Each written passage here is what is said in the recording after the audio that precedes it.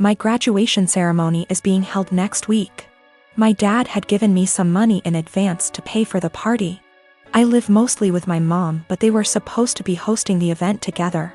Dad and I have a rocky relationship. After my parents divorced when I was 4, they split custody of me and he was able to stay a good dad. When I was 10, he met Jane. Jane had 3 kids, twins, and a single kid. They got married when I was 12, but I would say even before that I felt like he prioritized her kids over me a lot. He would cancel plans with me if they wanted to do something and would either do the thing with them or force me to go and say it was even better than our plans, when for me it wasn't. Think going for a hike with me versus taking them to an indoor play area. Or seeing a movie with me versus the kiddie park. One more example is when I was given a ticket for a concert my dad and I both love. He was supposed to buy a ticket to come with me for some father/son time, but actually spent it on his youngest stepkid who wanted their room painted. He told me at the last minute and it hurt. There are other times stuff like this happened. He didn't show up at the hospital when I broke my arm because one stepkid was getting their tonsils out and wanted both him and his wife there. He told my mom over the phone to tell me he was proud of me for being brave and understanding. When I would bring this stuff up to him, he'd tell me it was natural to feel jealous of sharing his attention. That was all he would say. In 2019, he told my mom he would split the cost of a trip I wanted to go on with one of my clubs, because she didn't have the money all by herself. Mom had her half saved. We told my dad he needed to pay. He said bills were tight and it was the twins' birthdays and the money needed to go on something for them. He told me we could do something as a family when the trip happened instead. I told him to forget it. That he was making it clear who was more important and I was going to stay with my mom where I actually mattered. Mom borrowed money to cover the other half of the trip. Dad told me he regretted making me feel less important and we were working on things, and then the graduation money was given about a month ago. Then a week ago he called and told me how one of the stepkids was being bullied, how bad of a time they're having it. And with that money they could help cheer them up for their birthday. I was pissed. I hung up. Then 2 days later I showed up at his doorstep, gave him the money and told him I didn't want to see him or his new family at my graduation, and that he had chosen who was more important, so he better stay out of my life. His stepkids and 2 younger bio kids were there. I didn't stick around. He called and told me we needed to talk it out like adults, and that I had hurt the kids' feelings.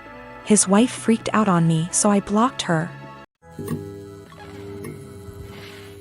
My husband and I, both in our early 30s, have been together for over a decade and made the decision to not have kids. I like kids, I have nieces and nephews, we just don't want them for our own reasons. He had a vasectomy, which only a few people know about. Our families are aware we don't want kids as they've asked this before during different major life events, our wedding for instance. We recently bought a 3-bedroom home with a nice yard in a nice area. Excited to show our new home to family and friends, major upgrade to our previous home, we hosted a housewarming. During the party, one of my sibling-in-laws, Alex, made a few indirect comments about all this space. And kids would love it in our house, etc. Eventually they asked point blank when we were having kids. I made a light-hearted joke about it, which is my go-to for this question. Oh, well, I like sushi too much to have to give it up for a pregnancy. Plus not drinking for pregnancy and breastfeeding? No thanks. I tried to make it very light-hearted and laugh it off. Most people just laughed along. That seemed to anger Alex, and I was told children are a joy, and a good mother puts her kids before everything else. I agreed, children are a joy, I like spending time with the nieces and nephews. And obviously I can't be a good mom if I chose sushi over kids, so I just won't be a mom, paraphrased. Still trying to brush it off in a gentle way because I'm not trying to start a fight by telling them to stop asking in front of everyone, because I know my tone will be seen as rude and abrasive. We move on. But Alex is still annoyed and making little comments in their group about how flippant I am about it and how when it finally happens, then I'll understand. My husband heard this and jokingly said, well, if she gets pregnant, that'll be a problem for the divorce lawyers. That seemed to piss them off more, but they stopped. With holidays coming up, we have not been invited to Alex's usual Halloween bonfire.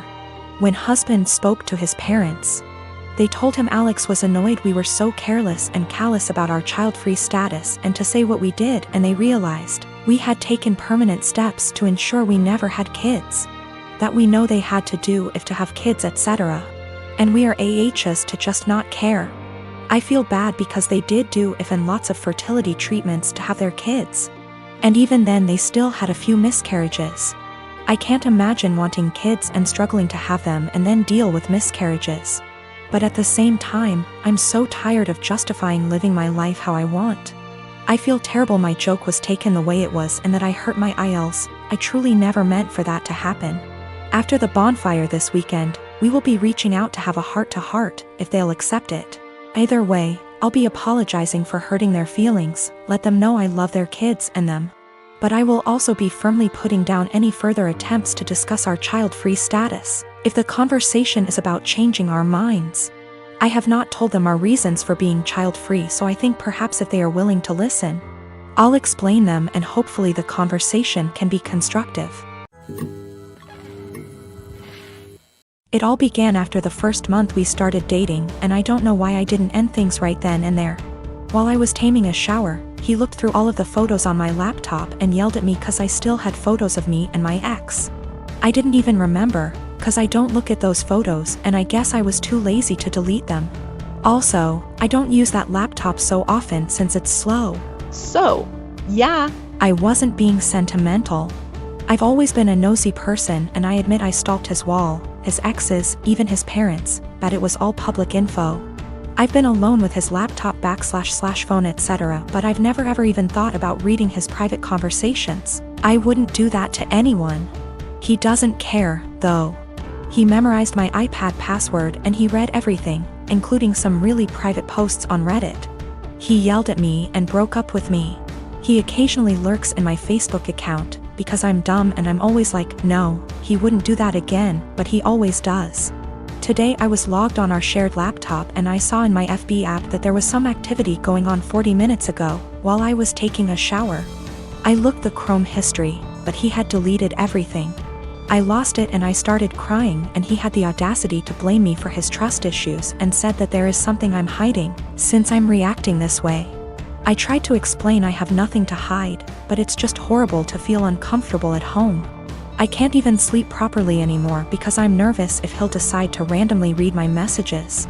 He scrolled maybe months of my FB searches, which is really embarrassing, and yelled at me again. He said I must be hiding something since I'm so upset.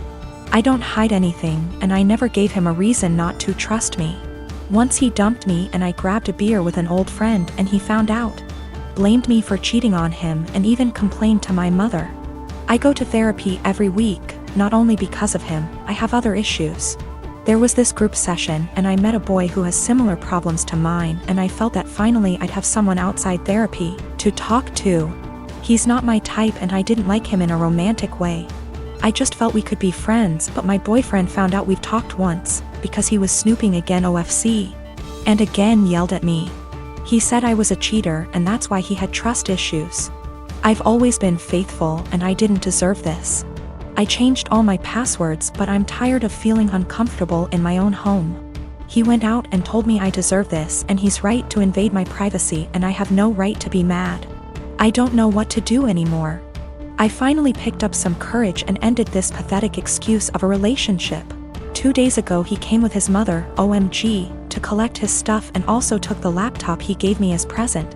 Which was pathetic. I am a 51 years old male, and I have 3 children, 1 girl, 1 boy, and 1 child is gender neutral.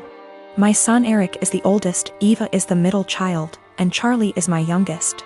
I'm still very new to the whole LGBTQ thing, so please correct me if I say something wrong. Now sadly, when the children were all young, their mother / my wife passed away in a car accident, and I've been raising them by myself ever since, as I've chosen to never remarry since my wife was / is the love of my life. I'll say I'm definitely not a perfect father, but I've done the best I could to raise my children. Now Eva has always been a bit more wild than her other siblings even before her mother's passing. Ivy tried everything ranging from having sit-down talks with her to putting her in therapy, as well as taking parenting classes and reading books to see what I could possibly do to help.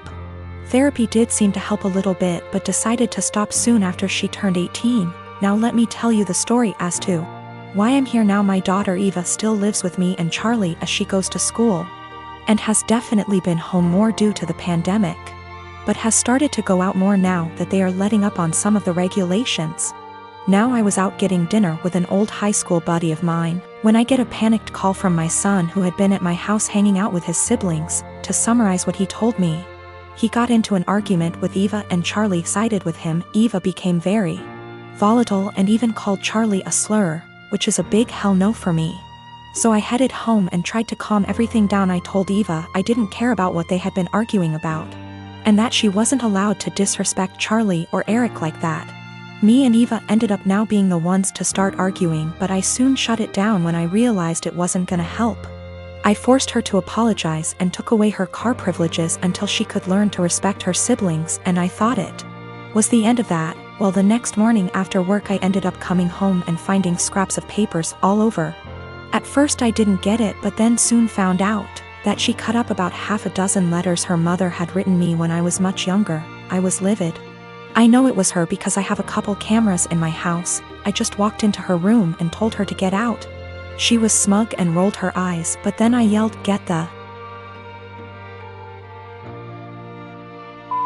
out of my house," and she realized I was serious. She was crying and screaming, but I had felt sorta numb at that point, and she left with a friend of hers. But now I feel like I was being too harsh, but I wanna stand my ground. She did know about the cameras, but they're really just there for my dog.